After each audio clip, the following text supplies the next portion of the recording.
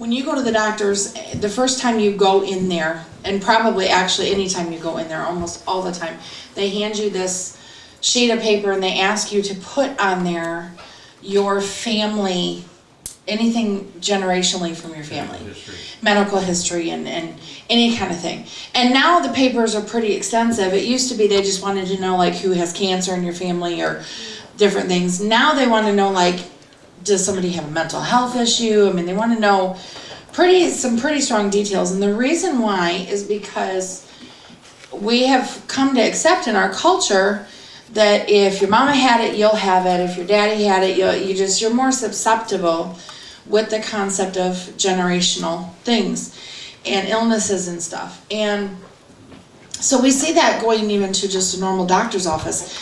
Having been a foster parent and going through the foster care system and dealing with teenagers coming into our home, every week I was hauling my kids to their counselors. And one of the things that was really common you dealt with in counseling was talking about generational issues, because you got teenagers and you're like, okay, they're 16. How could they have an issue with the addictions that they do? Or how could they have issues with the stuff? It's because of where they were raised, the atmosphere, and the connections of generational things. So because of that, it made me I started to really understand that the generational issue is really a big issue. And it seemed like for a long time the church didn't deal with it. It wasn't something the church would talk about. And what we don't often talk about becomes our stronghold. It becomes something that we're often bound very much by. And we're not talking about it, we're not dealing with it. So it really was not a good thing that the church wasn't dealing with it, because we need to deal with it. It is a problem. And we all come from different families and we all struggle with different things. But you don't have to. When you come to Christ, you no longer have to struggle based on what your father did. And I want to show you some scriptures and show you some of these things. Because when you come to Christ, you're brought in and adopted to a new family. And they become your family. The hard part about that is if you do that in the physical, that still doesn't erase the biological.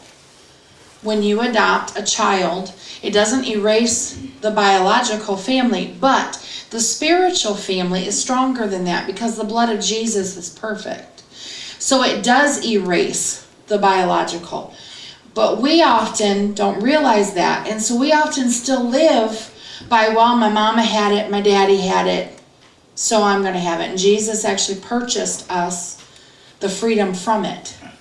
And if you don't know that, you'll still walk very defeated in your Christian walk. So a lot of times Christians get saved and they're like struggling all the time, trying to get beyond things that they've struggled with their whole life. And they're like, well, I just can't get free. It's because my parents always were like this and this and this. Not realizing that Jesus purchased more than just salvation. He actually purchased our freedom.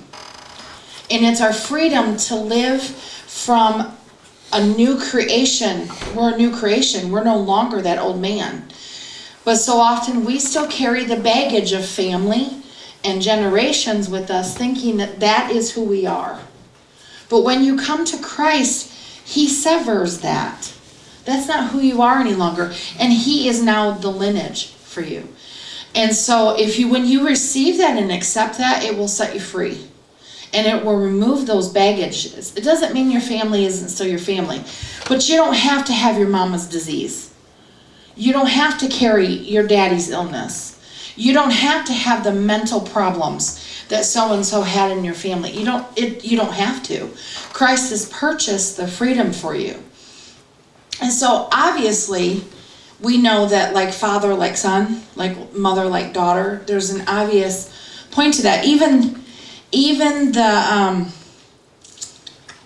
disciples understood the concept. John 9:2, Dad, if you would pull that up. John 9:1-3, if you'll pull that up.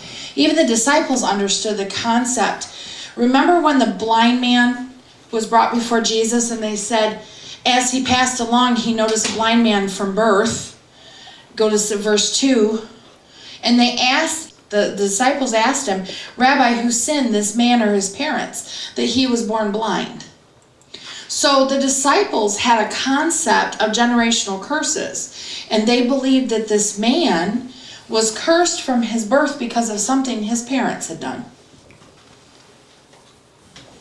So, a couple things about curses. I'm going to go back a little bit and then we're going to go forward. You pronouncing a curse. A pronounced curse is defined as a solemn utterance intended to invoke a supernatural power to inflict harm or punishment on someone or something, to invoke or to use a curse against. This is probably the largest story in the Bible I can think of with cursing that's pretty blatant out there, is the king of Moab asked Balaam to curse the Hebrews, and this is in Numbers 22. It's actually in a multiple of chapters there. And so Balaam actually goes to go do it, and we know the story. Balaam is on a donkey, and he's going to go curse the people of Israel on this mountainside, stand over the nation and curse them, and God puts an angel in front of him. Of course, Balaam doesn't see it, and he's beating his donkey, and the donkey turns around and talks to him. It freaks him out. And the donkey's like, why are you beating me? The donkey saw the angel, Balaam didn't. God wouldn't allow Balaam to curse Israel. And the reason why he wouldn't allow him is because God had blessed them. And so he wasn't going to allow someone to curse what was blessed. See, ultimately, God wouldn't allow Balaam to curse Israel during this passage. So it's apparent that curses can be pronounced on people, things, situations, and groups. We're seeing this right now in our nation, where you've got groups of witches and witchcraft and different things that are trying to constantly pronounce curses on our president and our nation and situations. But that's also why it's very, very important that we plead the blood of Jesus over them. Because as I'm going to teach in a little bit later, the blood of Jesus is more powerful than any curse. And it's what breaks the curses. And it's the covering that we need. This can be done by those that are seeking harm and those that seek destruction. Those who simply just hate us. It is undoubtedly has been done by those in cultic and satanic groups against Christians, ministers, and ministries seeking to hinder and withstand them from the furtherance of the gospel. This can often be done by those unaware of what they're doing in a moment of anger or rage. Do you know that even in your anger and your rage, you can actually, parents, you can curse your children. You can open your mouth and say something, especially the concepts where we say, well, you always act like that. You are actually cursing your child. You're cursing them to be stuck in a mode that they can't come out of. And so we have to be very, very careful with our words, because our words create exactly what we're saying to them. You know, you always disobey me. Well, then you're going to have a disobedient child because you can't get a grip on your mouth. It's important. And again, parents sometimes don't grasp this, but I've caught this with parents. They don't like the fact their kids use cuss words. Well, where are they hearing it from? Well, they hear from school. Okay, they got to hear from more than just that, because let me tell you something. My kids hear it from school, and they know that mama don't cuss. And they know if I hear them cussing, mama's going to come down on them. Because your words matter. Your words count. They're creative. Remember, God created the world with words. So it does really count, and God gave us blessing and cursing in our mouth. So it's important that we choose good things to say.